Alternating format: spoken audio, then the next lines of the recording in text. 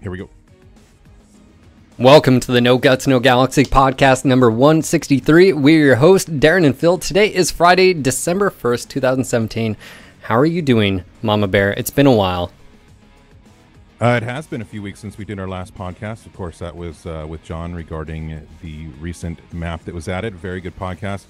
And I'm excited about tonight. It's been obviously hectic for the last weeks, months, depends on who you talk to and who's involved in what aspect of what is coming up next week, just a week from tomorrow, MechCon 2017. So that's what the topic of tonight's podcast is about, and I'm excited. How you feeling, Phil? I'm doing well, man. I'm pretty stoked. Obviously, lots of plans to be kicking off.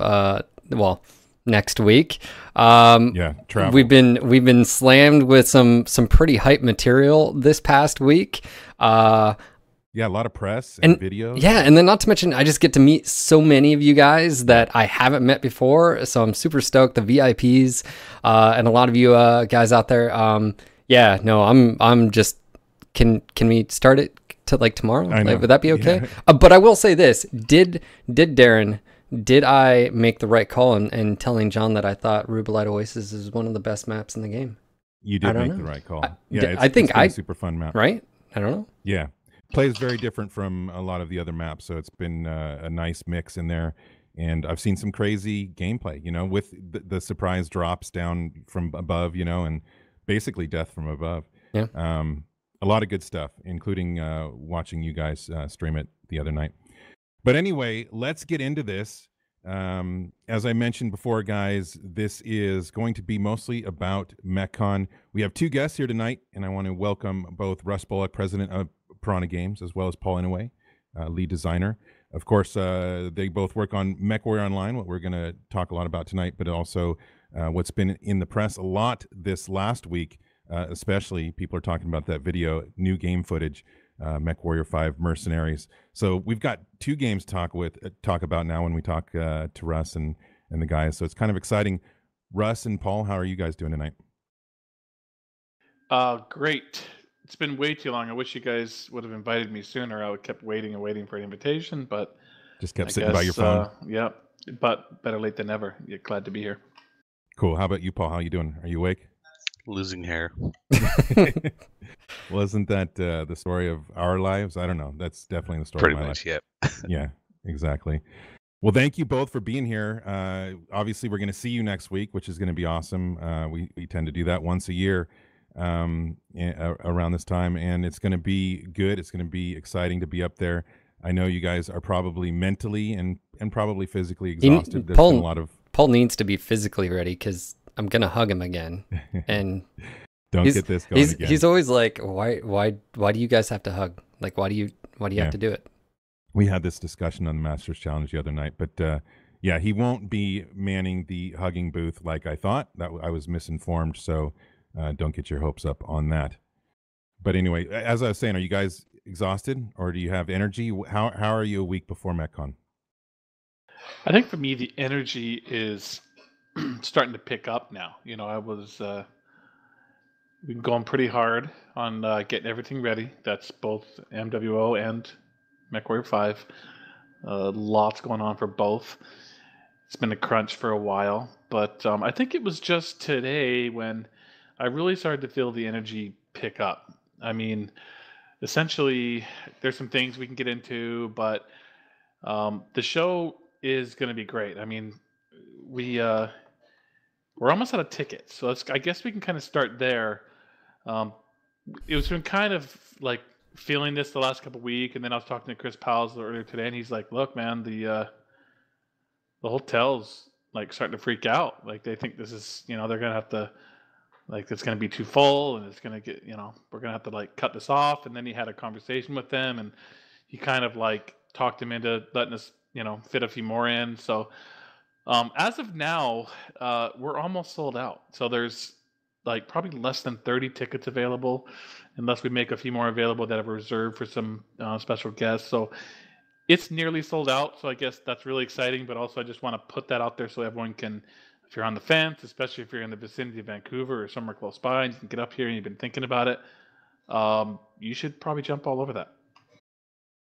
No doubt. I saw a little bit of that conversation going on with Chris in regards to the concern for the amount of people. So that's awesome. I love the fact that we're concerning the hotel with how many people are going to show up.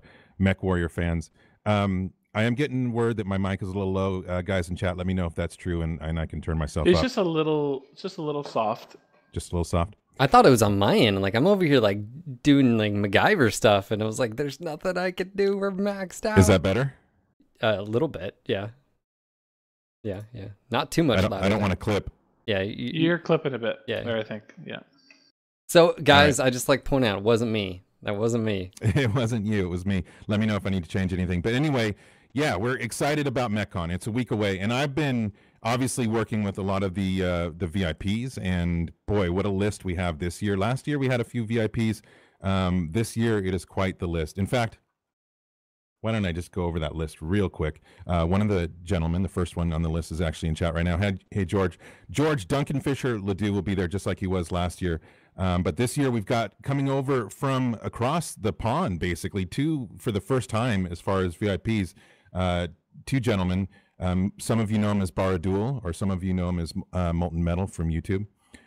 We've got Loken Plays, Haven Kendrick, RJ Bass, Star Wolf, BB Wolf, Bearclaw, Father Bill, Banlish, Nutty Rat, Kaniyashi, a Crazy Hippie, and there's actually a few more as well. So quite a list. We're going to have major attendance from the VIPs, some streamers and YouTubers. Definitely looking forward to that. I mean, I think I saw a question there. Someone's asking if isn't this hotel bigger? I mean, yeah. Essentially, this represents about it's about 50% bigger show than last year, people wise. So that's really cool. I mean, I think that's a nice, 1 year growth for the show. So I mean, to tell you the truth, I mean, I'll be honest with you. Like we were doing our, planning for MechCon, I wasn't necessarily in a mindset of thinking that the show was going to grow. I mean, we initially started planning. That was the plan. Like, hey, it's going to grow this year. We're going to make it bigger. But at some points I was thinking, you know what? It might just be what it is, meaning like the same as last year. That'd be fine. That was a great crowd. It was still really awesome. Maybe that's just what it is. But, it kind of exceeded my expectations and like probably a 50% growth. So I don't know if we can maintain that year over year, but I guess now I'm kind of all caught up in it and thinking, okay, great. Maybe we can even be bigger next year. But anyhow, this is filling up this venue, and it is about probably close to 50% bigger than last year. Yeah, that's crazy. I can't wait. It's going to be a lot of fun. And so speaking of that, it is December 9th. That's a week from tomorrow at the Pinnacle Hotel, Harbourfront in downtown Vancouver. How close is that to the office? A little bit of a walk? Crickets. I'm sorry. Was that a question for me? I didn't catch that. It's about 7 blocks away. It's for maybe a 10-minute walk tops. Okay, so it's not too far.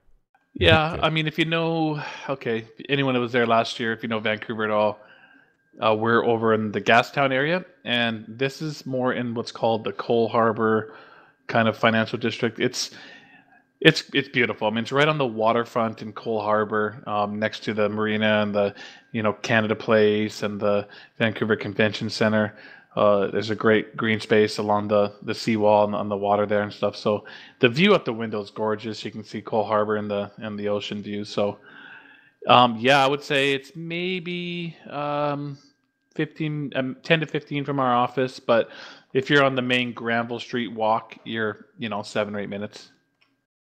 Right on. Yeah, I just posted the link in chat. It's mechwarrior.com/MechCon. You can get all the information about MechCon there, including the hotel, and you can go to the hotel and check out pictures. It is beautiful, and I can't wait to see it dressed up basically as Mech Warrior. It's going to be cool.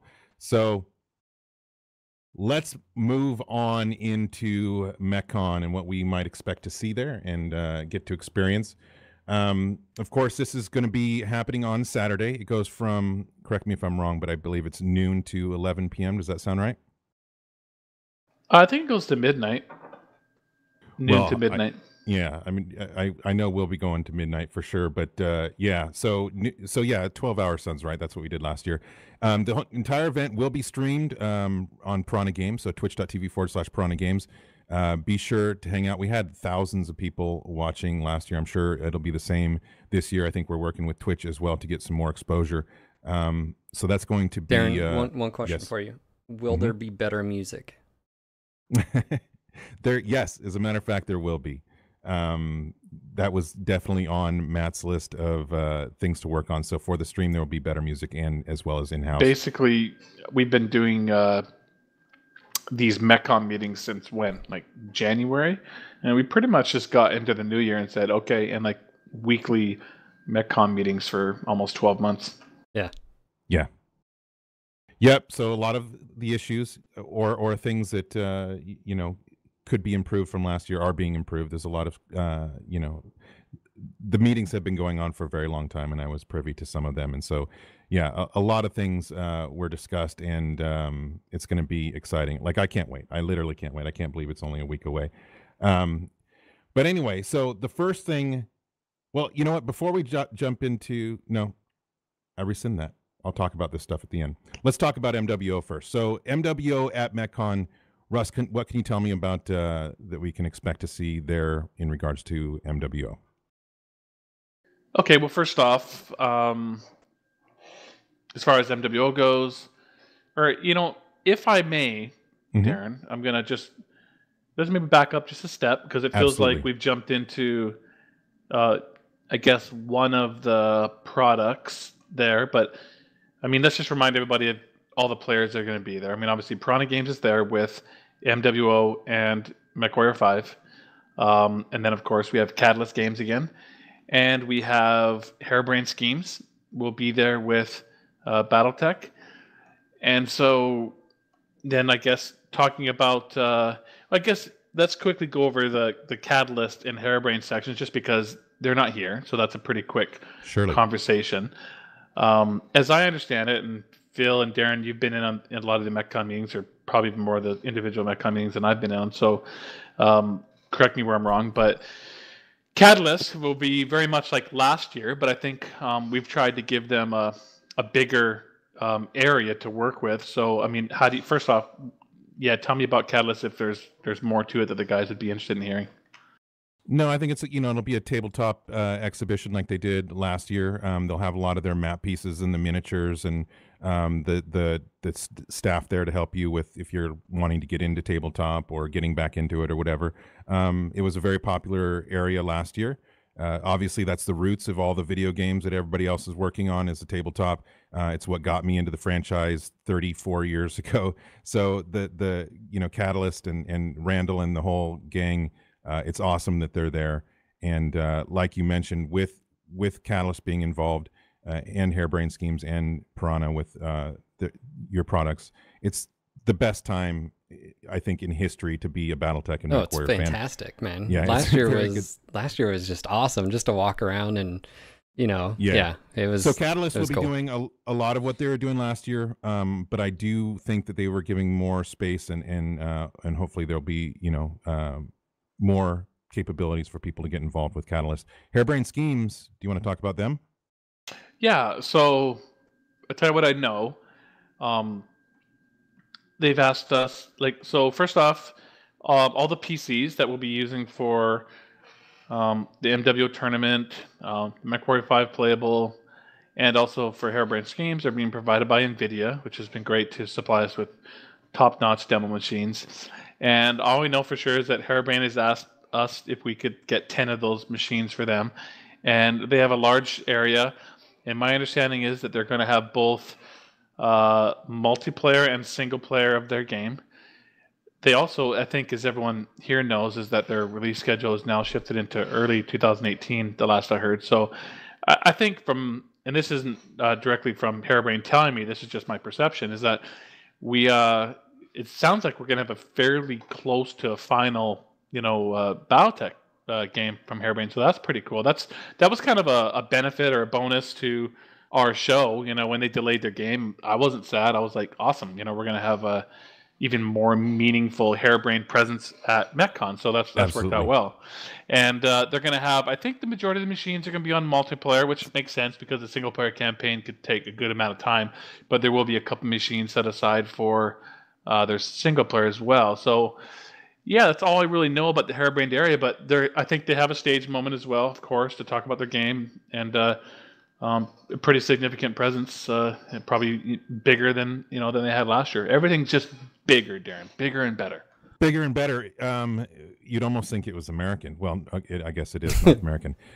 So now you got to imagine people out there that weren't there last year. First of all, this is a bigger venue. So, but if you walk in the doors, I just want to reiterate, as a BattleTech MechWarrior fan, you walk in, you see the Catalyst area with all the tabletop stuff. I'm lucky. I love every aspect of BattleTech MechWarrior, whether it's the games and novels, the video games, whatever. So there's just so much to love. You see Catalyst over there with their whole huge section. You see Harebrained Schemes with all their banks of computers set up to do, multiplayer and I guess some of the single player, which I didn't know about, which would be awesome too. But you got, Mitch and Jordan behind Harebrained, and then you've got PGI with MWO and MechWarrior 5. I mean, it's just insane. You got all the players there, people from the community. I couldn't believe how many people came up last year saying, "Hey, I'm so and so from Twitch," and you place names with faces, and all the the staff at all the companies, and the VIPs that we have coming from every continent, just from everywhere. It's amazing. It's like I said, and you're going to hear it again from stage at MechCon. It is the best time to be a MechWarrior and BattleTech fan. And I'm so excited for all of you that are coming. And for those that you can't, again, I want to reiterate, watch us on Twitch. It's going to be an amazing show. You're going to have a great view of all the action that's going on. So be sure to tune into that, twitch.tv/Piranha Games. And with that, just a sort of point out, Catalyst last year had a few items that were, coming out soon, and, pamphlets and stuff like that too. So I'm sure they'll have any updated materials, questions about it as well. And I think a lot of the people played the first BattleTech game and experience there. And they had the quick rules as well. And then also too, just from the HBS side of things, we actually just had an update recently. If you haven't updated your Steam client, it's no longer the secret beta multiplayer thing. It's official multiplayer backer beta is live. I just dropped a link in chat. If you haven't updated your Steam client, maybe check it out and play a few rounds or whatever. But I haven't been able to get to it with Darren yet because my gaming rig's not up in it, but soon, and we'll let you guys know what we think about it. Yep, we'll get back to it. But that's Catalyst and Harebrained Schemes, and that's going to be a lot of stuff for you to see, to experience, to try out yourself, people to talk to. It's going to be a lot of good fun, and I'm really glad. Pace yourself. That's all I got to say is pace yourself. And I mean that not just from like a drinking or whatever, but it's a long day. Yeah, well, that too. Don't be that guy. Some people more than others. Don't be the rookie. But just, make sure you get a good rest, and pace yourself. Drink lots of water, etc. But now let's talk about, can we get back to MechWarrior Online, Russ? Are you cool with that? Yeah, let's do that. So well, one thing I mentioned earlier, we just had the podcast with John and the new map. Can we talk about another new map? Would now be an okay time to do that? Yeah, so we decided to make a map focused on just, like, people want to see just a perfectly flat environment as far as the eye can see with nothing but pebbles. So we've decided to approach that as best we can. Okay, so it's a city map. Everybody wants to have a city buildings. Map. And John is working on it, and he's the guy that just made the last one. Him and Dennis need all the credit. Mostly we can give credit to John for the layout, absolutely, and then Dennis helped him significantly with the arting up and finishing it. So I'm really happy to see that was well received, and that was, that's a really good sign. And John now the Squirrels and various people have played a gray block of the city map already, and they've been working on the art for it. So it's it's fairly far along, but like we knew it would be, it's a shitload of work. City maps with these kind of urban environments have an insane amount of work, but there will be an update at MechCon, so we will show some footage of there'll be some mechs, a battle happening inside a portion of that city, and and we're gonna show it to you guys. So I think there's some twists there. I think with John, he's tried to bring what he brings to the table, and I think artistically it might surprise some people. It's I don't know. I think I'm interested to see how everyone thinks about it. But so I have some nervousness, but I think based on what I know Dennis can do and what John's been doing, it gives me quite a bit of confidence that people are going to be excited about it. Yeah, I mean I'm one of the people, I can put my hand up, that's been waiting for a city map for a long time. And so combine that, a map that I think a lot of us have been waiting for, with the fact that I always love the videos at these events. They're just so much fun seeing new stuff, and seeing it in video format. So that, and also the crowd's reaction, just a lot of fun. So looking forward to seeing that. All right, so we covered the city map that's coming out. We do have an important question. The question with that would be, is there a ETA or approximation on that, Russ, of that map? Can we get that out of you or no? I'm not positive, so it's hard for me to lock it down. I can say that. So this is not a promise. Yeah, this is not a promise. I originally was targeting February, but I'm skeptical in February. I think it'll probably be March. That's what I think. Okay. You'll get it. So disappointing, I know. I'm sure you would love to have it in, a surprise patch in January or something. But no, it'll probably be March, and that is for other reasons too. I mean, we're going to talk here in a minute about what else is coming to MechWar Online, and there's a lot of map work besides the city map going on. So we kind of have to, spread out the love. Paul. Was that Paul? Yeah. Top secret. I will iron my banners, guys. Leave me alone.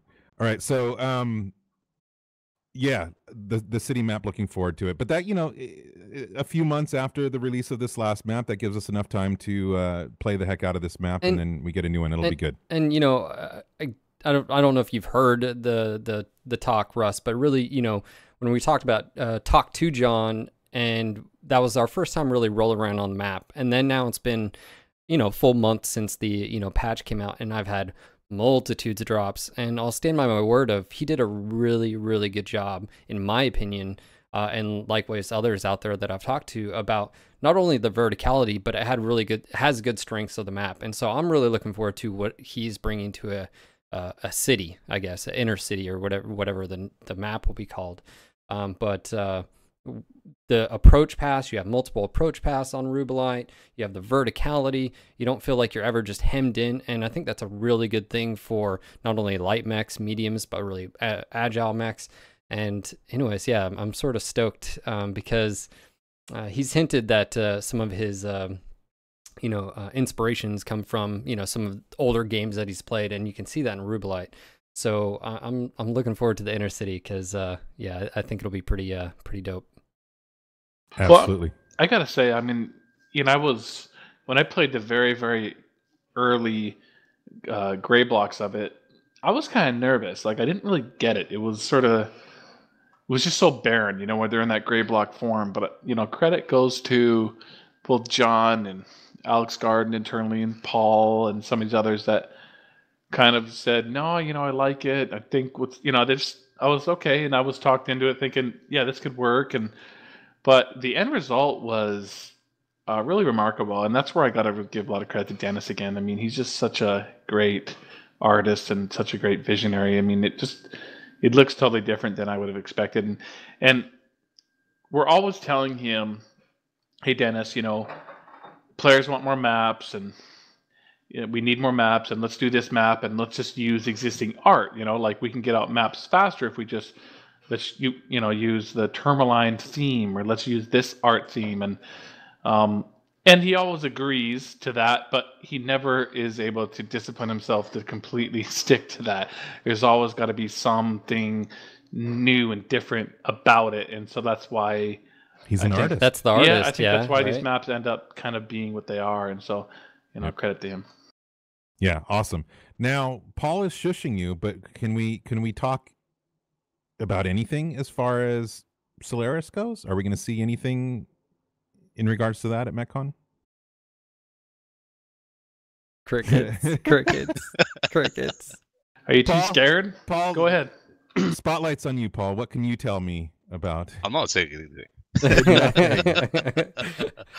See, bribery, folks. Paul's here, but he's really not gonna talk about anything. He's here to tap Russ on the shoulder and say, Shh. Okay, so from a player's perspective, I'm really looking forward to Solaris aesthetics. I know you mentioned aesthetics last time, Russ, when this got brought up. And making taking the next step. I see what you're doing here. You're trying to create conversation. Maybe they'll just taking the next step of making your mech your own, right? Like that's always been something like, you got the camo and you've got the decals, but now you physically can become a legend, right? So how's that going? How is it looking? Are you guys happy with the progress, or is it exceeding your expectations? Like what can listen? I want Paul to talk, and he's gonna be forced to speak. However, this is good. I always forget. Sometimes I forget what I've already said to the community about Solaris. Like, what do you know? Why don't you, Darren and Phil, give us the recap of what you think backwards. I know about. But what if I promise things that you didn't say? Well, I'll know that. Okay, so it's going to be 1-on-1 and 2v2. All right, obviously that means you guys will probably expand out from the Steiner Coliseum and do a few others. Obviously that's given. I think you even mentioned that you want to go really in depth and have the not only the houses represented but the stables, and that you'll have to earn your way through them. So you don't mind on track so far? Is that? So far, so good. Okay. You can inject something of your own there and see if they. For a low price, you can have your own Yenlo wing. So pretty stoked. Let's see, what else can I remember? Obviously, from a map perspective, what's intriguing about this is the other Colosseums are known for their uniqueness. You've got, I know in some of the novels, things move on the map. I don't know if that would be implemented. Just saying. Can we talk about one map? Here's the thing. The jungle? It goes without saying that, there's going to be obviously potentially maps coming, and because there's 4 other Colosseums other than the Steiner Coliseum that we have. Can we say anything about any of the other arenas? Is there anything to say? Paul, is there anything to say? One of them has a lot of dirt in it. I knew rocks. you were gonna rocks, yeah, some trees. You leave it to Paul. Paul, do you have any images? Actually, okay. Well, the thing about Solaris is that we are going to be working through the themes of the different houses or different stables within Solaris City, right? Right. So, yeah, we're heading in that direction. How's that sound? Okay. Okay, let me go further. There's 5 in lore. We're gonna have all 5. Okay. Excellent. I remember that you said specifically with the cosmetic items that they'll that they won't impact as far as hit. Like if you shoot it, they'll just fall off. I remember you mentioned that, so it's not going to impact as far as like the mech's hitboxes or anything like that. Off the top of my head, I think you wanted to make it just really in depth to where you can work up, but some of the details were, I think you left them sort of hanging because you I think wanted that to tease us a little bit. I think my guess is that we have something to see at MechCon in regards to Solaris, right? So we can wait and see that. What? That's a reason to tune into the Twitch stream.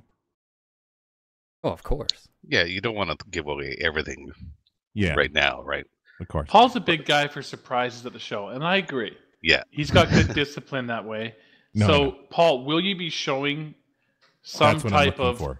Will you be showing something at MechCon on Solaris? That's what I'm looking for. T-shirt. No. When you're parched and you're a mech warrior. Well, the thing is, like fuel. Phil was mentioning something, and it is very important that people realize is that when these items do come into the game, they are not going to be game affected. So, in other words, if you have something that attaches to your mech, it's not going to change your silhouette. It's not going to change your hitbox, right? It's purely a cosmetic. So if they get hit, they get knocked off. That's pretty much it. Other than that, yeah, it's got some. Yeah, I saw that. We're used to that. Sorry. When it comes to these bolt-on things, that's what they're tentatively calling them right now as bolt-ons. There's some really cool ones that we have online already. We've been looking at them. They fit on various body parts of the mech, and not your standard just left arm, right arm, torso, side torsos, that kind of stuff. They go in interesting places, right? And don't go that direction, but yeah. You know, I apparently, guess another thing I Tuesday could nights. say is the guys like Dennis in particular, you know, he'd come to me and say, look, we don't have melee combat in MechWarrior Online, and don't expect melee combat in Solaris. Sorry. It's just not feasible yet. I said yet. I mean, who knows, right? Maybe. But when I was asked about the bolt-ons, they were asking me like, well, should we stay away from, you know, melee-looking things? And I said no. I was like, man, if it looks badass, you know, it's the arena, do man. it. Yeah, just do it, and it doesn't just look super cool. So, I just want people to really. It's all about personalizing your appearance, right? It's about you versus him, and we want. I think so far, one of the things I'm fairly proud about with MechWarrior 9 is how far people have gone customizing their mechs. I'm always just so impressed with how awesome some of the players are able to make their mechs look with the combination of the colors and patterns and decals. See how I said decals? I see that? Yeah, you did. I was prepped all day. Yeah. And then now you're going to have these bolt-ons. So yeah, it's going to be really, it's just going to take it to the next level. And we're going to see some amazing looking mechs, man, just awesome. Gladiators. Well, really what I was going for was just I wanted to know that there was going to be all 5 maps and that maps are in production, and you know, hopefully we'll see something related at MechCon. So I'm super excited about both the city map and what we're going to see and potentially hear in regards to Solaris and the future of MWO. So I'm going to get back on the hype train because Paul doesn't know how to hype. Okay, hype it. Yes, there's going to be a major announcement. It's not just about MechWarrior 5. MechWarrior Online is going to have some significant time on the stage. We're going to talk about. We're going to show a video on the city map. We are going to show a legit video trailer content about Solaris. And I'll just say this: Solaris. We will announce a release month for Solaris, depending on your personality. It may be further away or closer than you anticipate. Depends on how I think it's closer than most of you anticipate, but I don't know for sure. It depends on the person. And beyond that, I would just say it's a big feature. This is a major update. This is a really significant update, and it's not just it's like Solaris. an MMO expansion pack, right? Yeah, and it's really big. adding aspects to MechWarrior Online that aren't even necessarily like directly related to Solaris. I'll say that. Like, you'll get some updates on the general functionality of your mech or Warrior Online experience that are far-reaching. They're not just about Solaris. So I guess I'll just toss that out there and just let that float out in the air for a minute. But it's going to be significant. You know, MechWarrior Online is not the forgotten product. I know we got this big fancy MechWarrior 5 game coming, but MechWarrior Online is significant to us. It's still very important. All you guys are amazing. You guys make it happen. And MechWarrior Online is still getting significant development time, resources, and feature development. Absolutely. And we're still loving it. So, all right, that is MechWarrior Online. That is MechCon. Let's move on to the one that you just referred to, which has been getting a ton of press lately. There was a PC Gamer article, the magazine, which, you know, I subscribed. As soon as I heard that was coming out, I subscribed to PC Gamer because I'd let my subscription lapse. And they gave me the issue after that one, so I didn't end up getting it. I subscribed to it for that issue, and I didn't even get it. But anyway, great article in PC Gamer. And then there was an article recently in Polygon that came out, I think, this last week, plus the footage of, and I think it's publicly known, right? That was Alexander Garden running around in the video. Well, he did post like later on that night and was like, he admitted it. He was like, sorry guys, I was just like having fun, and everyone was like being super critical, like, oh, what a potato, and he's like, I apologize. He was just jumping around. He had I think some invulnerability mode on for a bit, and he was just showing you. It was one of those where like, I gotta say that makes for a better video though. Like some of you guys are so precise that it would just be like boring, just like too efficient. You know, the trailer should be about frenetic action, and I thought he did a pretty good job. I thought it was more about like aesthetics and getting the feel for it and seeing all the different possibilities, like the destructible buildings, the windows collapsing. It was awesome. Everybody's talking about that banner, lighting up on fire, and just a lot of the way it interacts with the environment, the feeling, the scale, the fact that there are tanks, and just everything. And that's what it was for me. I didn't care about the plane. Come on. I just wanted to see and hear and feel. We got a sort of a piece of it, right? Last year at MechCon when you guys unveiled the video and you were playing Russ, right? We got a sense of, okay, Shadowhawk, it sounds big. It moves like, that sort of ponderous gate and all that. Like, okay, we can see the vibe you're going for. And what was interesting about this article and the video was that now you get to see a procedurally generated map, and aesthetically the map terrain and everything looks amazing and stuff like that. And so for me it was just like, oh man, like that's really cool.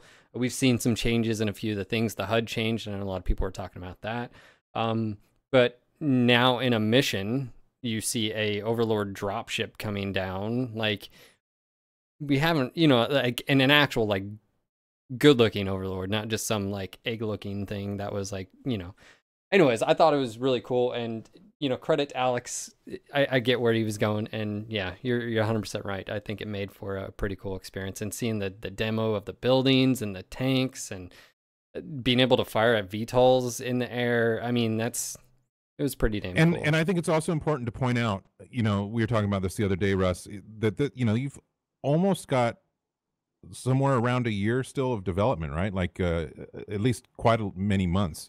So people shouldn't necessarily take many of the details to heart as far as like how survivable a mech was in that video, or the proper banners on the proper buildings, and like, as far as picking the video apart, that's not what it was for, right? There's still a lot of, well, first of all, you mentioned in a tweet just the other day that the game is further along in development than even that video shows. But obviously there's still many, many months of development ahead, right? So changes are occurring every day. I mean, it's, no, you're right. Completely, those are the things that you shouldn't be worried about right now. But at the same time, we knew people would be. I mean, that's just kind of MechWarrior Battle. Yeah, it's just kind of how it goes, and that's fine. But like, boy, oh boy, there's so many things. I don't even know where to start. But what about environment? Like, I mean, I think overwhelmingly, I've been hearing a lot of people super excited about with the interaction of the mech with the environment, the destructible buildings. I thought it was cool just walking out of the Leopard dropship. Like that. Was cool. That was right. So everything you're saying, I want to comment on. I'm going to lose track of it. So I mean, let's focus back on the. So first off, Polygon, who's awesome. Did a great job for us, as well as PC Gamers. 2 great articles there. That build was, oh gosh, I guess it was only about a month ago, but my God, we were in such a, if any of you are out there in development, the way it works is, man, you work for so long on the background, the back end, like the supporting structure of a game, and then it just starts to come together. And we were just kind of at that point when the Polygon guy arrived. He was awesome. We had a great interview, and he got to play the game. But we said, look, we'd like to send you much newer footage, just like as late as we can up until the article release, because every week we knew that was going to be huge. And he was super cool with that and let us, and that was awesome of Charlie. And so we did. So as he even said in his article, if you read the Polygon article, if you haven't yet, please do it, and read all the other stuff he did too. It was awesome. But the year of BattleTech is primarily about MechWarrior 5. And at the end of the article, he says, it's clearly not done yet, but I can see, significant improvement already in just a few weeks since I was there. And it's true. It must be, I don't even know. It's significantly better than when he was there. And now the demo that we have like today that I was playing today, it must be already, oh God, like, it feels like 10 times better than the video. You should show it right posted. now. We should do this. Yeah, I should live stream it. No, I can't. But of course, if you want to say that right now, side note, as everyone knows, it's playable at MechCon. Bam. People are going to be lined up and playing the demo. And it's going to look amazing. You guys are going to love it. I'm super happy with it, super proud of it. And you're right. What's wonderful to me is this crunch we had, this push to first be ready for PC Gamer in the summer, and then to be ready for Polygon November 1st, and then to be ready for MechCon has served us really well because we pushed the game and the general experience to this point that you're going to see at MechCon. And I guess another side note is we will almost certainly post MechCon be posting another playthrough, a complete playthrough of the MechCon demo. So those that aren't able to attend the show will see a more accurate state of kind of where it is now.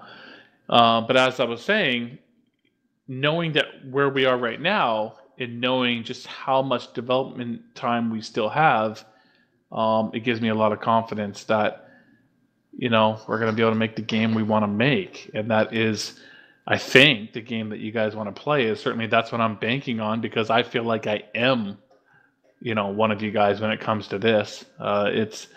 It's like, let me express myself, and you guys have seen it in the PC Game article and the Polygon article. If you've read them, it's like, it's almost over the top, but I want to tell you that it's sincere. It's not, you know, it's what I'm trying to do. And that is, I'm trying to give players what I always wanted, which is, I played MechWarrior 1.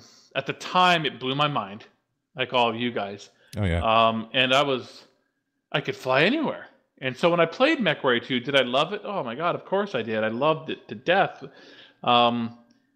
But I also felt like, well, shit, I want to fly where I want to fly, you know? And MechWarrior 2 Mercenaries in particular was unbelievable, but it took a step in the more linear fashion or direction.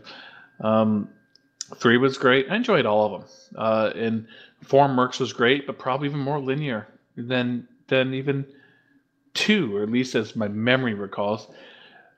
So I kind of got thinking, well, why can't we have the freedom of MechWarrior 1 with like the awesomeness of Mech 2 Mercs and Mech 4 Mercs, and then of course one of those other big holes was, great, multiplayer is like so basic, but why can't I live on forever in a multiplayer environment? So, I mean, MechWarrior Online was essentially the fulfillment of what I always wanted when it came to multiplayer functionality in the MechWarrior universe, or at least primarily so. And MechWarrior 5 Mercs is really what I always wanted in a single player environment, as far as replayability, dozens and dozens and dozens of hours of replayability, and the freedom to go and do as I want in the inner sphere as a mercenary within that inner sphere, and to run a business, you know, to be an entrepreneur in the inner sphere. So I think the bet I've made with myself and with my entire company and the livelihoods of all my staff is that that's what you want as well. No pressure. That's what you want. I think that's what you guys want as well, and that's my bet. And so I'm trying to make it work. So that was wax poetic there for a bit, but that was kind of answering your question on, I guess, you know, the progress of the build and how it's quickly progressing, and you know where it is. And we do have a lot of development time left, but yeah, you know, I guess okay, the last thing I heard before that was what's cool about MechWarrior 5, one thing about MechWarrior 5 that's cool is that I don't think the video even did it justice, but the playthrough that you'll see afterwards will do it more justice in the fact that there's really no such thing as the loading screen. Like I go to the star map and I choose a mission and I accept that mission and I select my mech and I immediately land on the planet and the doors open and I walk out onto the planet. So there's no like static screenshot, hey, wait, loading, and then you walk, you load there. No, it's like it feels like obviously the game is streaming the level, and first it stitches it all together, it creates it, loads it, it populates it, it gets it all done, and then you walk out. But from the player's perspective, it really feels like you decide, okay, let's go. And you take your dropship down to the planet, the doors open, and you just walk right out onto the planet. So Now, that was really cool, I thought. so Russ, is that sort of ease? Is that due to it being an updated engine, or is that just something of it also being just a single player game? Is that, I don't know if that's a, are you guys seeing what I'm saying? Is that like something that's you're able to do? It sounds to me like they set a goal and said, let's make this seamless so that you don't get No. loading What I'm saying screens. is that are you able to do that because of the engine, or is it more along the lines of because you don't have to worry about the multiplayer aspect as well? Yeah, that's a good question. I think it's a lot of both.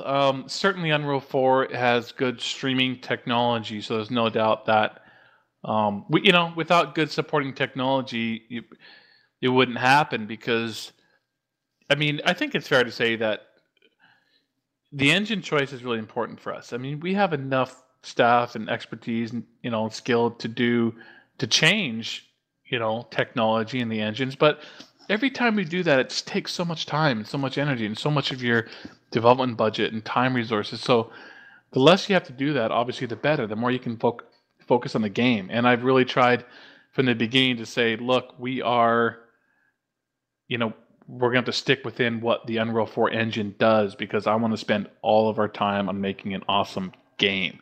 So I wouldn't say necessarily feel that it was like an absolute design mandate from the beginning and, oh my God, we're going to make this happen no matter what, even if we have to bend the Unreal 4 engine to our will or anything like that. But credit to the Unreal 4 engine and the team and the designers. And when we felt like it was possible based on our level creation system, then obviously we wanted to go that way, just because, I mean, it's about suspending the players, what's the phrase? Suspension of disbelief. We want you to feel like you're an actual mech pilot as much as possible. And so I think it was almost embarrassing when I was talking to, Polygon and PC Gamer, of how much I was expressing this, but it's like, I'm all about trying to recreate what I always wanted and what I think the players always wanted. And what I always thought I wanted and players wanted was I wanted to walk around the actual hangar of my dropship. I wanted to see my mechs in there. I wanted to see my mechs being repaired in there. I wanted to see it land and go on a mission. It's like, think back to MechWarrior 1, and you went on a mission, and that silly little cutscene of the Union class dropship like firing up its engines. You're just like, oh my God, this is so cool. It's just taking that concept from 1989 and trying to take it to 2018 and keep the players immersed in, like, I'm going somewhere, I'm traveling, I'm going here, I'm going there, I'm taking on a mission. It's my choice. And that's a big part of it. Managing your business. Like, I want the player to feel like every time, a SRM hits their armor, it's like, oh fuck, there goes like 500 C-bills right there. Like, that's a ton. That's a half a ton of armor I'm gonna have to replace. That's cool to me. Yeah, you feel it in damage and you feel it in your pocketbook. Back when when I started off with like the Crescent Hawks games, you had to do all the immersion in your head. It was all your imagination. And then I, played the shit out of all the MechWarrior games, 1, 2, 3, and 4, and even still have 4 on my computer. The only reason I don't have the other ones still on my computer is because they don't work for me anymore. Some people I know still have them running, but I couldn't get them working. You had me at MechWarrior 5. I mean, that was really it. I mean, so many of us have been waiting since 2000 whatever for the new one. I'm beyond excited, and everything that I've seen just shows me lots of promise for what it's going to be. I also did see a tweet from Alexander Garden mentioning, because obviously the demo that we saw was in kind of a desert like canyon like map, but he mentioned that there's other biomes. Are those going to be available on the playable demo at MechCon? Yeah, there's actually 4 biomes playable at MechCon. You have the canyony, deserty environment, and you have like a Mars kind of landscape environment. There's a very moon environment, and there's a kind of I guess I'd say sort of the pinnacle of the demo. So those that are arriving, I suggest you really spend your time playing the more earth, Terran, forest environment. It's beautiful. It looks incredible. It looks much better than well, it's much more lush, and robust than the other ones, populated wise, and that's kind of the best looking one so far. But that's going to be all 4. Yeah. So in that article, the Polygon, it goes through how you guys are doing procedurally generated maps. You mentioned replayability, Russ. Is that something that allows you to do that every experience, every single time you maybe start a new campaign or whatever, that it will be different? I mean, that's critical. That is a major part of our design. That basically we're saying, it's got to. We're pushing hard for it, and it's turning out well. And that is the fact that I don't know exactly how many hours of gameplay can be, but I've done some rough estimates in my mind, and it wouldn't surprise me if it ends up at being 40, 50, 60 hours of gameplay. When you take everything included with all the missions and all the time you might spend in the marketplace and such. But the key here is that you're running this mercenary business, and you might not do things perfectly. You might make mistakes, but beyond that, you might choose initially to say spend the majority of your time in Davian space. And now in Davian space, from the year 3015 to the year 3049, you're going to see particular chassis on the marketplace, and primarily particular chassis. And you're going to see majority of the missions are going to be, of course, against House Lao or Kurita. And when you're done, you might have an opportunity to restart the game, and then next time start in Kurita space or start in Merrick space. And you're going to see majority of different chassis and fight different battles against different houses. And sure, you can go to all of them inside of a career, but you might find that much travel time and that much expense in travel time might lead to not being able to reach elite status by the end of your career time. So it's a lot of ways to play the game. Depends on the player's skill, but I wouldn't be surprised that essentially people could almost replay this game indefinitely. And that goes back to the level generation system. It is... We don't like using the word procedural here. It's just, I guess it's become a swear word since, No Man's Sky or whatever. But we just say rule-based generation because we think ultimately designers make the most interesting levels. But you have a problem. On the one hand, designers make the most interesting levels. However, you don't have, 20 years to develop the game. So you've got to make a solution where you can try to make the right balance between designer-created aspects and generating levels. So what we've decided to do is what we hope will turn out to be the perfect mix of designers create the tile sets. Designers create all the puzzle pieces, from the individual bases, the large bases, the mini bases, the tiny sentry posts, the terrain tiles, and everything else, and create all sorts of rules of random-based rules that say, here's how you put together a level based on the criteria. And this same system works whether it's whatever biome it is and wherever you are. And so I would say that system is certainly out of pre-production, certainly been prototyped out. It works well. We still have some work to do just to add more variety and more depth and to make it go further. But it's going to allow the player to essentially never feel like, sure, you're going to feel like, oh, hey, I'm on this particular biome type of planet, and you've seen the general gist before, but you don't know where the sentry posts are. You don't know where the bases are. You don't know what's going to be at the base, what combination of mechs you might face. And, that's credit to going again back to MechWarrior 1. I mean, MechWarrior 1 might have done some of these aspects better than any of the future ones in some way. I mean, remember how cool it was to say you get a mission and to go there and kind of like just wait to see what you were going to face. So anyhow, I think Yeah, I can hopefully run that through. answers your replayability question. I think. Yeah. Absolutely. I mean, people are playing. I'm replaying Mech 4 indefinitely, you know, and I can rush through those missions because I've done them so many times and they're the same every time. So I can appreciate what you're saying totally.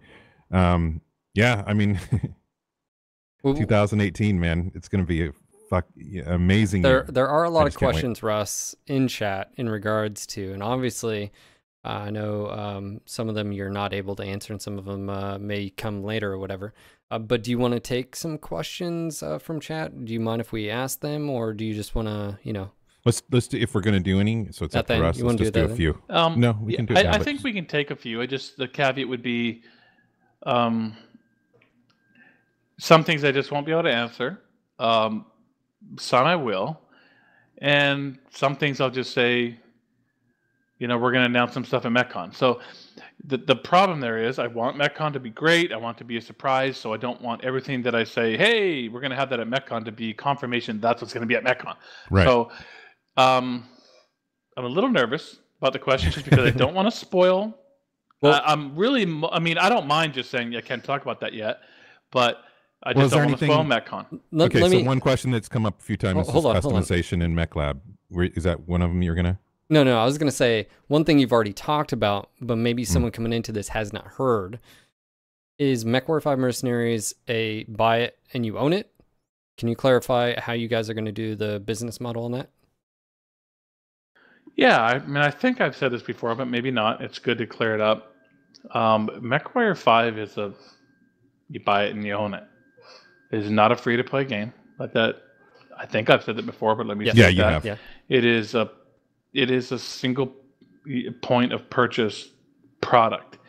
It doesn't mean there won't be DLC, but the way I view DLC is actual, you know, extra content. We're not talking about loot boxes and loot crates and, you know, things like that. We're talking about actual, I don't even know yet.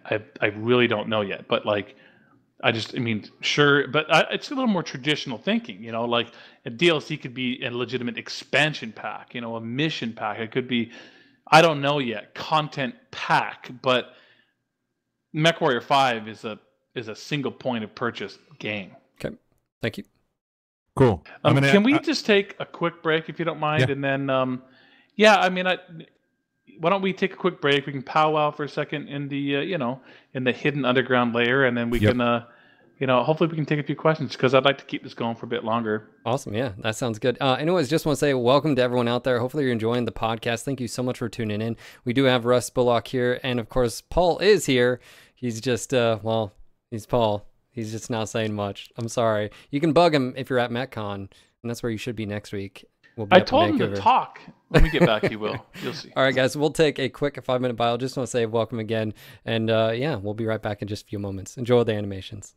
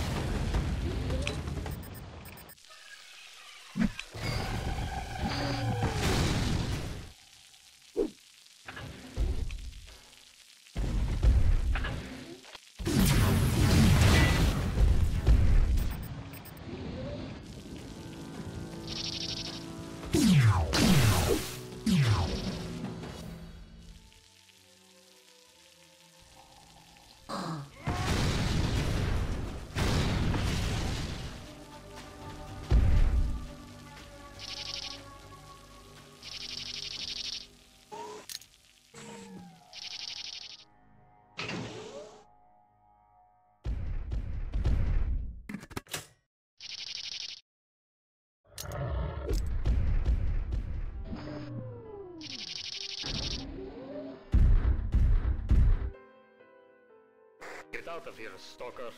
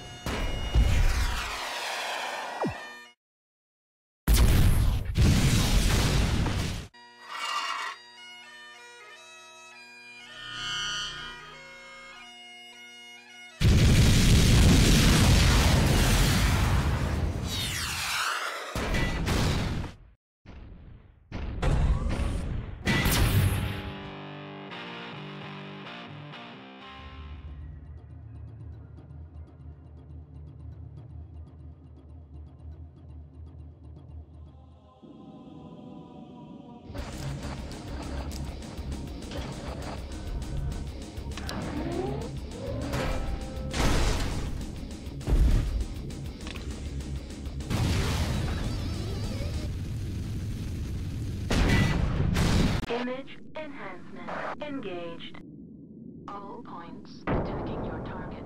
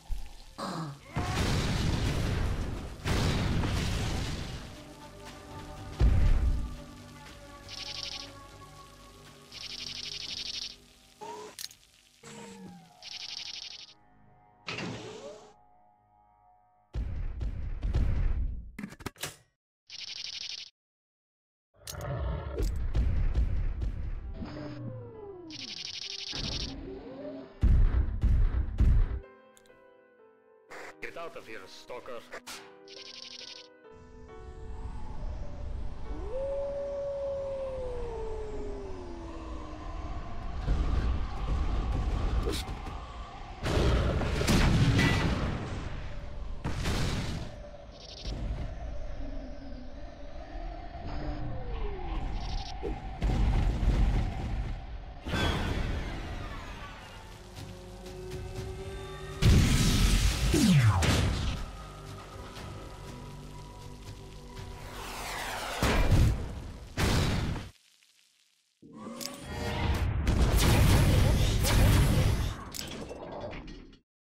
And we are back. Thank you guys for being patient while we took that quick bio break. And of course, I just want to say welcome to everyone out there. This is podcast number 163. We're sitting down with Russ Bullock and Paul. And I'm not even going to try. Inouye? Inouye, man. Inouye. Okay, got it. And yeah, we're just, well. 6 years later. You know, yeah. We're about an hour in. Before the break, we were taking some questions from chat.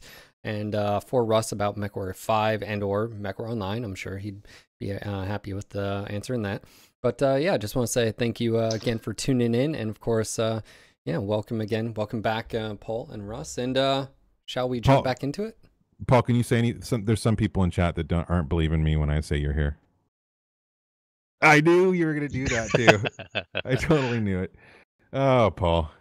Just give me here. I'm just working on some top secret, time sensitive stuff. There you go. See, that wasn't me doing an impersonation or anything. What is it, Paul? What is it? It's what he's going to eat tonight. That's what he's, you know. Yeah, fried chicken, Paul. He's probably looking for another job now that I've told him the livelihood of all staff is on the line. No pressure. None whatsoever. All right. So when Phil interrupted me earlier, or he'll say I interrupted him. That's fine. With his question. What were you... What was I bringing? One question I saw multiple times in regards to MechWarrior 5 was just customization and MechLab. Now I know you've talked on it a little bit in that there'll be less customization obviously than MechWarrior Online, which is extremely customizable. But can you give us any more information? Anything, or can you say anything about customization MechLab? Yeah, sure. I mean, I know that was 1 second. Yep. Sorry, my push to talk button was like going stuck into the comment box. Yeah. No problem. So I know that was a bit of a conversational point after the PC Gamer article. So will there be a mech lab? Of course there will be, for sure. I mean, you can't have a MechWarrior game without that, and you're going to be going into battle, and your mechs will be constantly being damaged, and unlike MechWarrior Online, you got to do something about that damage too, right? You can't just like, ta-da, it's better. So definitely will be a mech lab. Now, of course, kind of setting the stage here a little bit. The MechWarrior Online was like, an insane level of customization, right? I mean, it makes sense for a PvP game like that. It adds so much like, unending depth to what you can do and what you can play in a game like that. But let me tell you a little bit about MechWarrior 5. And I think this has been clear from those that have read the articles, but MechWarrior 5 has a different reliance to achieve its variety, its vast variety. Let me, paint a picture for you as the player. Okay, you've decided to start your career and to try to become an elite mercenary unit within the boundaries of House Kurita. And the year is 3015, in the middle of the Third Succession War. And you started out on the periphery and trying to take on whatever missions you can to repair the only mech you have and to keep the business running, and to try to get enough to do upgrades and try to buy more. And part of that is to go on these missions and try to take as little damage possible and try to be as profitable as possible. And after the repairs of your mech, you can go to the marketplace and to look for what's there. And the marketplace is such a critical aspect of MechWarrior 5. It's constantly evolving based on what year it is and where you are in the inner sphere. and what types of things are available. And so you're out there and you've been saving, and then one day, a Jenner, JR7D comes on the market, and you think, wow, I've saved up enough for it, and you buy that variant. And later on, as you become bigger and better, and you've got some money, and the timeline has moved on, and you go to the market, and one day you say, look at that, there's a Jenner JR7F, has ferrofibrous armor, this is unbelievable. That has to mean something. That has to be so profound that you're like, wow. And you buy that variant and add it to your scout team. That's the kind of dynamic we're trying to create with MechWarrior 5. So we have to put a lot more emphasis on the marketplace and the timeline and the lore. I should have just led with that, because that's like the key word, right? The lore. Trying to put a lot more emphasis on that than saying, here's a mech lab, create any variant you want. So absolutely there'll be a mech lab, and you'll be doing all your repairs and all your rearming there, and there'll be aspects in there that you've never seen before too. Like they'll actually have manufacturers. You might prefer a particular industries, I won't start trying to say manufacturers' names in case I get them all wrong, but these guys, they're medium lasers, and you prefer these guys autocannon 5, and sometimes you can find them in the market and sometimes you can't, and they perform just a little bit differently. So your technicians, you're going to find a technician that can do a certain thing to certain chassis, and you're going to have aspects through your technicians and through the manufacturers of weapons that you've never seen in a MechWarrior game before. And on top of the repairing and rearming and everything, it's going to be a really, really rich mech lab experience, that I promise you. But we've got to make sure that market experience is not overwhelmed by customizability. So no, it won't have the MechWarrior Online level of customizability, but I think it's going to be very significant still. And I think when you look at MechWarrior 1 through MechWarrior 4, it's definitely going to fit in as having its own flavor of mech lab, and a flavor that suits a game that is designed to have, across your replay sessions, hundreds of hours of gameplay. And so I think all of our decisions are based on that, saying what supports the lore, the timeline, the market, the replayability of this game the most. And I hope that made sense. I guess in summary, definitely going to have mech lab. It's still going to be very significant. There's going to be aspects to it that they've never seen before, but it'll be the type of mech lab that really supports what MechWarrior 5 is.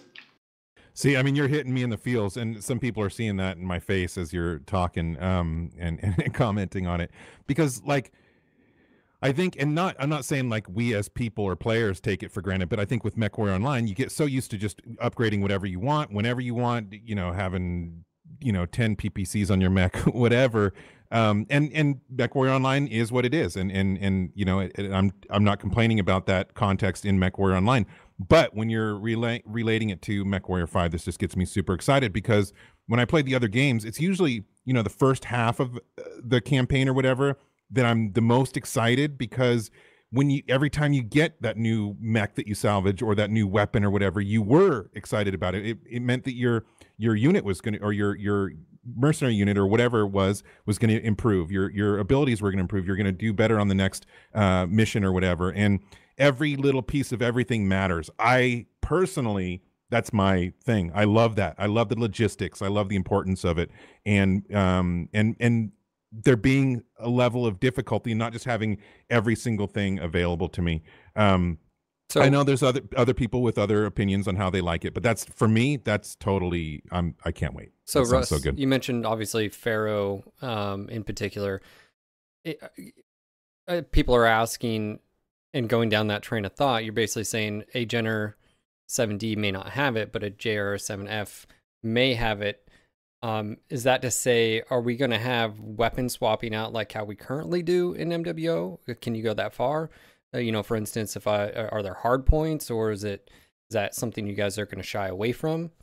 I think he wanted to answer this last question, and then the thing we were talking about is obviously there's going to be some reveals at MechCon, and for obvious reasons. Okay, all right, we're going to move on. Don't want to go. Yes, we are. Understood.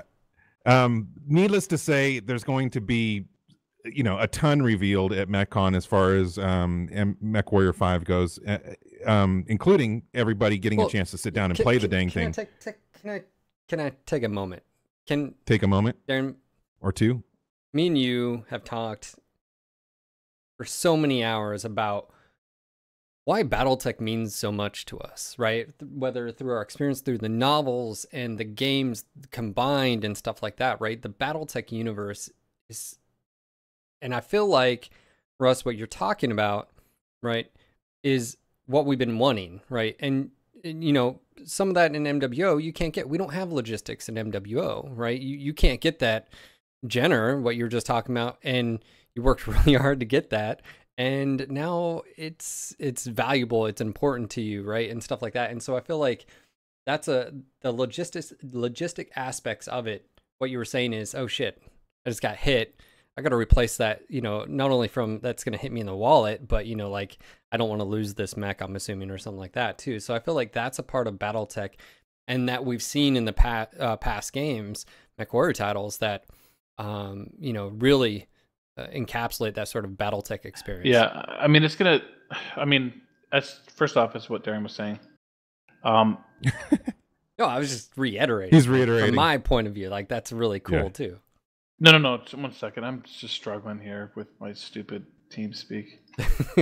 Technical. Been there, done that. There we go. Okay. What I was going to say is, yes, it's hard to answer everybody's questions on the nitty-gritty and finer details of everything. A couple things I want to say to what Phil said. First off, you've seen there's a PC Gamer article, there's a Polygon article. They release a lot of information.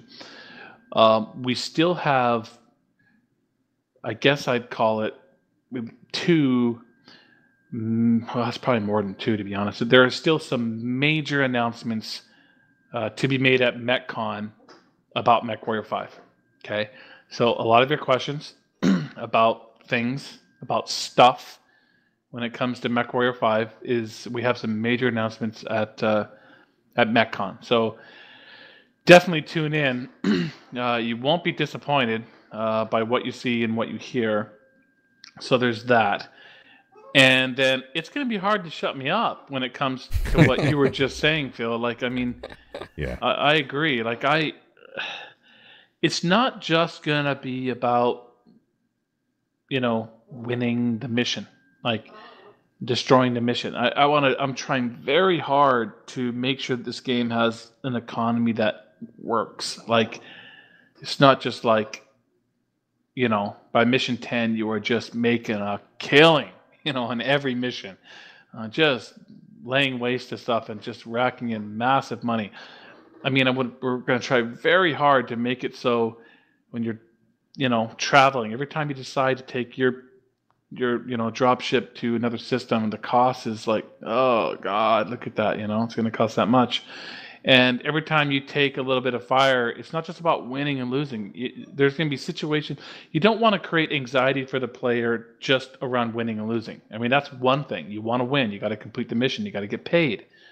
But there might be situations where you're going to win the mission, but you just don't want to take you don't want to take as little damage as possible. You don't want to pay for the repairs. You were counting on this mission to be very profitable.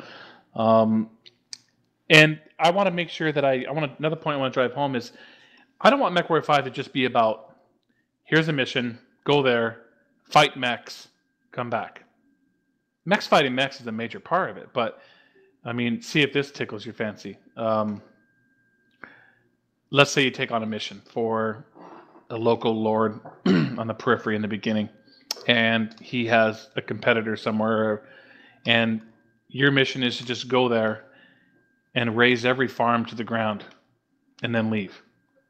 I'm trying to make the mission objectives to be interesting and unique, and fighting mechs and tanks and vehicles and all sorts of combat is a consequence of the mission, not the mission, if you understand. So I just want to go somewhere, and you can make those choices as a player, but you might just go somewhere and just raise 15 farms to the ground and then fuck off and blow get up paid. a few tractors. So Yeah, I mean I just want there to be a lot of variety, a lot of interesting things to do, and it's not the about same thing like over go and here, over. destroy the enemy forces, and then leave. So Russ, Like mission type A, B, and C, just over and over and over again. Will there be like ethical or moral like decisions you're gonna have Consequences. to make? Consequences, because like where you're going with it, totally see it, and because when you're talking about mechs, I'm thinking about, well, what happens to your mech warriors? Do you have a connection with them? Is there any dialogue?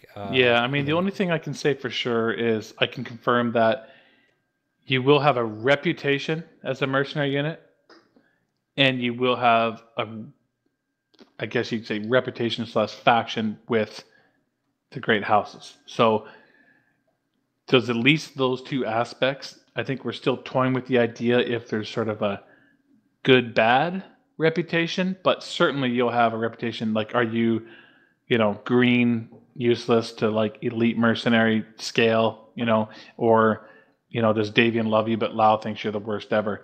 And we want to make it so that if players decide to fly into like Lao space after that, they can still work there, but there probably will be some sort of period you're gonna have to work that up a little bit. So I think those are all important things because it all feeds back into, again, one of my key design pillars is just replayability. I mean, I want you to experience it. It's not going to be, I don't want it to be possible to like go to all 5 houses of the Inner Sphere in one single playthrough and reach elite mercenary status necessarily. I mean, I'm not saying it won't be impossible. It might be, but primarily I want the player you have to make some choices, and that'll just feed into the necessity for those that really enjoyed the game to play it again, from a different area of the Inner Sphere and different types of missions. But we're going to really rack our brains. Feel free to hit me up on Twitter You heard with it, guys. mission ideas that aren't just like, go here, destroy mechs, leave. Go here, destroy the convoy, just go assassinate an enemy, burn these farms to the ground, like whatever. It doesn't matter. I mean, you guys know the lore. All sorts of stuff went down. Anything's possible. There's always going to be the defenses to fight. So what you fight isn't the problem. They're always going to be there. But having interesting mission criteria, I think, is the key to this game. Find him on Twitter, guys, at Russ Bullock, and send your suggestions. I know a lot of you out there, know a lot more. I've been doing this for 34 years, and there's a lot of you that know a lot more about the lore than I do, and have some great ideas for missions. I've seen you guys create, private match game modes that are incredible. So if you have some ideas, send them to Russ. He just asked for them, and I know he does read his tweets. I love this discussion. Probably could go on all night.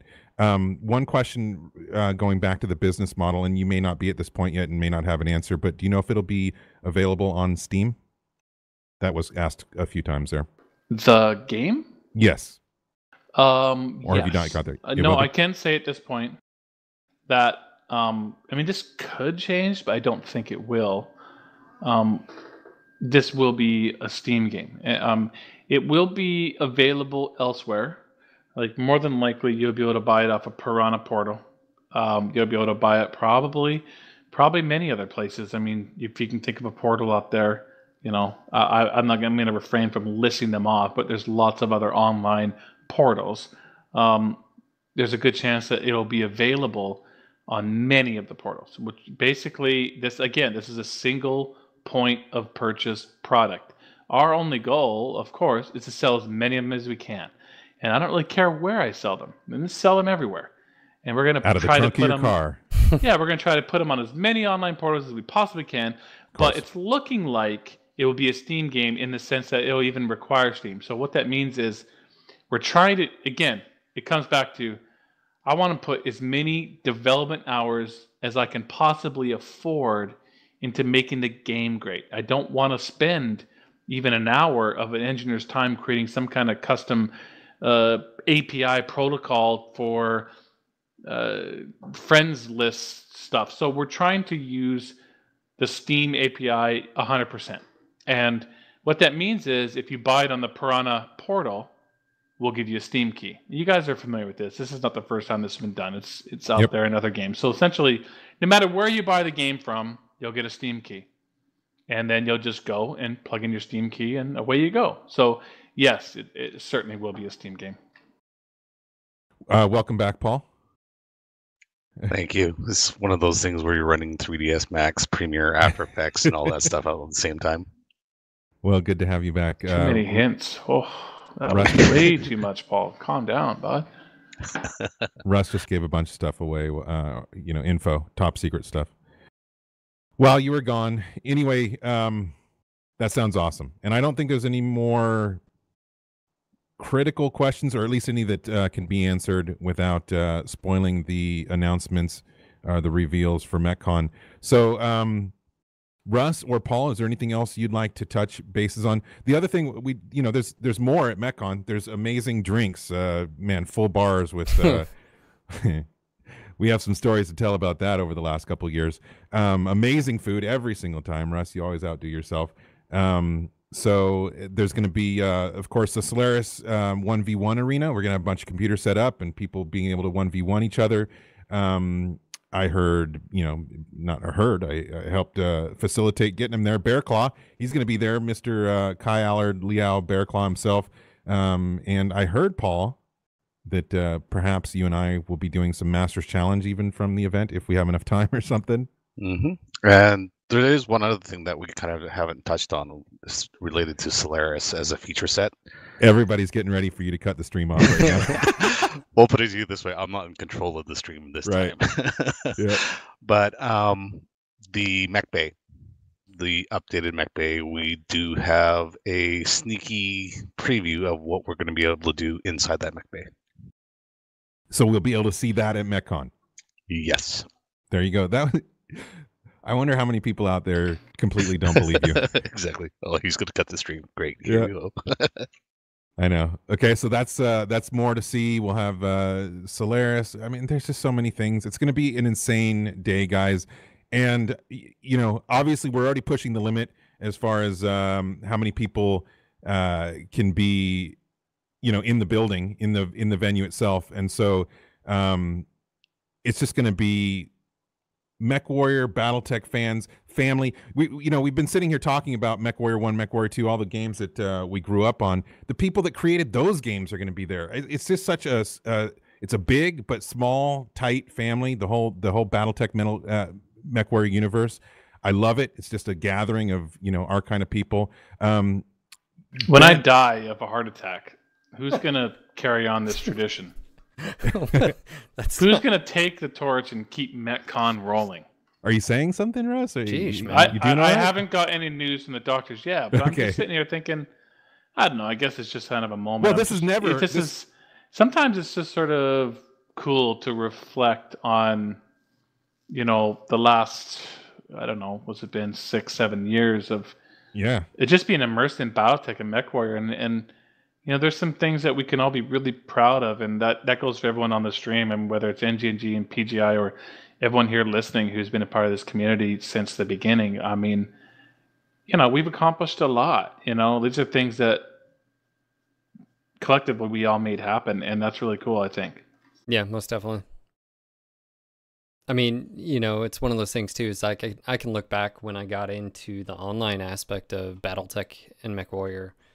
And now Darren, there's been a few times people in our unit, it's like, how old are you? And they're like 18. It's like, oh shit. I remember being, that old and playing, so it's as the generations go by and, yeah. Yeah. And it is multi-generational. It's cool. This community is so wide ranging. And I love the fact, obviously, that there's, people that have grown up with it my age and so forth. But it's just crazy. Obviously, also, we don't want to forget another huge part of MechCon, which is, of course, the finals of MWOWC. Geez, I got to say, Paul, this is your area. Please, say something, please. But, man, I had a lot of fun last year with those Aussies. I wish they were back. I mean, those guys were a ton of fun. We do have 228 again. It's just not the Aussie team. No, I mean, you know what? And I enjoyed all the teams last year. Yeah, they were great. Imperial and Eon. Eon, they were great. I mean, they gave me signed stuff, and it Yeah, was really cool. good They were people. all really cool, really grateful for everything, and we're taking good care of them again this year. I mean, you guys, yeah, the prize pool is great, but there's I know, those teams got their suites and everything at the hotel, and we're really trying to take care of them like we did last year, and Yeah. they're awesome, and I can't wait to see them compete. Yes, indeed. It's going to Yep. be, and of course we have returning. I'll let you go, Paul. Well, I just wanted to say I too am really looking forward to seeing the guys from EMP again, the guys Yes. from Eon. It's going to be great. Yeah, and 228, and it's not the Aussies. I didn't this say time. 228. Oh, you didn't. That was intentional. You hear that, guys? More coins in the jar. But anyway, yeah, and then we of course have the returning shoutcasters, Bandit and MDM00. They're going to be here again, and man, those guys are awesome. It's just going to be, it's nonstop, and I don't think we've never had a time in history like this where there's been so much BattleTech Mech Warrior under one roof. And if you're not going to die, obviously, Russ, but if you ever do, I don't know that this will happen again. I feel like we got this. We're taking the ball and running with it. Yeah, maybe we'll do it in your honor. But regardless, this is a time to take advantage of these types of events because they may not be around forever. We don't, it's a tough business, and you never know what's happening or whatever. And I feel like we need to not take these type of things for granted. And obviously not everybody can afford to go or whatever. But again, that's why we have Twitch. It'll be on twitch.tv/Piranha Games. But it is just a great time to be a fan of this franchise, to hang out with all these wonderful people. I'm super excited about all the VIPs that are coming this year and being able to see everybody from Piranha and Catalyst and Hairbrained and everybody in the community. So, yeah. All right. So just a week away. You and I will be hanging out with the VIPs Friday. Is that right? Yeah, I think Russ may be joining us as well. He's got a something going on Friday night, but maybe we'll join us there afterwards. So there will be some various gatherings over the weekend. I know that is for sure. Because you're going to be a good, father and husband and hang out with your family Thursday night, yes. Right. Yes. I need you guys that are going to be up at MechCon to hang out with on Thursday. I know that's a huge drain. Yeah, you're going to have to tag me along, You can go hang out at Paul's house, dude. Right. No, he's banned me from there, dude. I've got like police watch. I don't know, but yeah. But restraining order. Yeah. So Thursday I'll be there. So we will coordinate, and we're all staying pretty much the same. I think we're all staying at the same hotel, so you'll be able to find me, and I'll be able to find you. So yeah. Yeah, I mean, I think everybody's probably pretty much right there, or maybe just right across the street at the Westin. So, man, it's gonna be awesome. I can't wait. The location is going to make it better this year as far as hotel and event location being the same place. I think that part's better for sure. I mean, it'll facilitate everybody hanging out. Awesome for its stage concert, kind of epicness, but right. This is a little more hotel, like ballroom, but I think the guys done an amazing job of setting up a really good stage and like really, making it really, feel great. But yeah, I mean, I think the benefits outweigh the negatives as far as Friday night, even everyone who's coming in Friday night, I'm sure that the lobby bar is just going to be like hopping there at the bar. It's going to be so much fun. I can't wait. I want to meet all you guys. Like Friday, there's some press and media dinners and see, some of the other, influencers that are coming in. But then I hope to see a whole bunch of you guys at the bar on Friday night. Saturday, oh my God. I know, we're going to be exhausted. I mean, all year we've been working towards this. So yeah. Yeah, thanks everybody for all the support. It's going to be so much fun. It's going to be a special day for sure. So again, you've got Phil and I will be there. Everybody from PGI, Paul, Russ, and everybody at the office. There's so many people there from PGI last year. A lot that I met for the first time, even after working kind of with them for so long. Everybody from Catalyst, everybody from Hairbrained Schemes, all the player base, obviously. The VIPs, again, I'll go over the list. George Ledoux will be there. Molten Metal Bar Duel, Loken Plays, Haven Kendrick, RJ Bass, Star Wolf, BB Wolf, Bear Claw, Father Bill, Banlish, Nutty Rat, Kaniashi, a Crazy Hippie, and a few more that I don't have on this list. It's going to be wild, and hope to see the rest of you on Twitch and hanging out with us. And yeah, that's about it. I mean, unless Russ or Paul, you have anything else to say before we go. Well, I think We're we gonna wrap got it up. I think we got a little bit of info out of Russ there, so I think that works Oh, yeah. out a little bit more than was known. But yeah, just want to say thank you, Russ and Paul, for taking the time out of your day and evening, I know, there. And yeah, we'll see you guys very soon. And of course, all of you guys out there, thank you again for tuning in. Indeed. So any last minute shout outs, Any and/or last notifications, words? Not last words. We can't use that statement after Russ. I know. just said, After I'm gonna Russ, I'm die. all Like, bummed come on. now. Jeez, dude. Russ, get better. Get well soon, man. Nothing else to say. All Can't right. wait, guys. Can't wait. I'm just going to sit here and quench my thirst with some jump jet fuel. Not jump jet fluid. Get the jump jet fuel. It's way better. All right, Phil. All right, guys, just want to say thank you again for tuning in. Hey, don't forget to click that follow button above. That way you guys get email notifications. Join us on our Discord server. That and Twitter are probably our best ways of letting you know when we go live. Our Discord server information is in chat right there. Quick shout out to those that subbed. And let me go ahead and give some shout outs really quick. Sky Shield Pony, Prozone Layer, Crusader, also Loken Plays with 9 months. Thank you again, MDM0. Thank you, Mike, for subbing. And we've got Nutty see you Rat guys as well. next week. 5 months for the resub hype. Thank you, guys. Thank you for that support, guys. Thank you to all the follows. There's too many to, yeah, Yep. That's a lot of people. And of course, we will see you Monday, if not over the weekend. I've got a computer to build. That's what that stuff is right there, to put back together because Phil's got work. my rig died. That's coming back from Thanksgiving. His rig died. had a heart It attack. did. Yeah, it did. Anyways, All just right. want to say thank you again. And of course, if you'd like to subscribe, you can sub for free. Absolutely. If you have Amazon Prime via Twitch Prime, link is in the chat. Boom. And yeah, just want to say thank you. Should we announce the mech pack now or no? No? do you, Are we- you Right want now? Are we Is this doing the that? time? Okay, we'll wait. Okay, we'll we'll wait, wait. I guess. I think we should wait. I know. I saw a few people asking.